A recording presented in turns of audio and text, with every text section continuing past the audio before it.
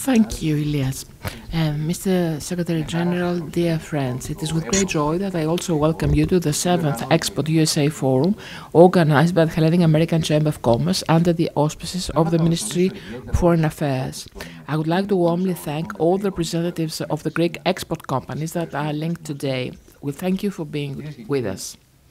Ladies and gentlemen, I would like to start with a remark which is important in the era of the great instability that we go through.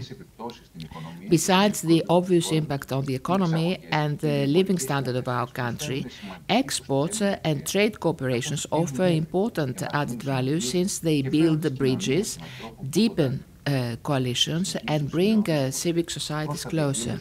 Let me point out on the recent event of our chamber, we had the Minister of Finance, Mr. Christos Staikouras, make the very optimistic forecast, according to the estimates of the European Commission as well, that Greek economy will do much better vis-à-vis the EU average over the next 2 years, mainly due to the increased FDI, but also the high percentage of Greek exports. This is one of the many reasons which, despite the great disruptions and the rapidly changing financial environment, that Greece has being demonstrated as a great winner, despite the successive crises, even in comparison to other economies far stronger than ours. One of the biggest advantages of our country is its extrovert character, and that means competitiveness.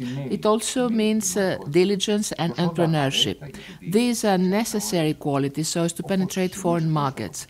As the Prime Minister recently pointed out, the great increase of exports in the middle of the pandemic is the best proof that exports is the mirror of competitive economy. And I might add that it also demonstrates the resilience and the great will of Greek businessmen to overcome and expand beyond the country's frontiers. We have proved that we can develop export activity in traditional sectors, but can we also expand in new sectors and innovative products? I think that the answer is positive if we estimate the ascending power of Greek innovation and entrepreneurship. Furthermore, we do very well in the usual markets, that is, our friends and allies, as for instance, the Balkan and European countries, and of course the USA. But can we penetrate different markets, such as Africa or India? The answer is equally yes. Greek exports have recently reached markets which used to be beyond the realm of the Greek foreign policy. Nevertheless, we have a lot of work to do. Imagine if Greece managed to come back to a real productive paradigm.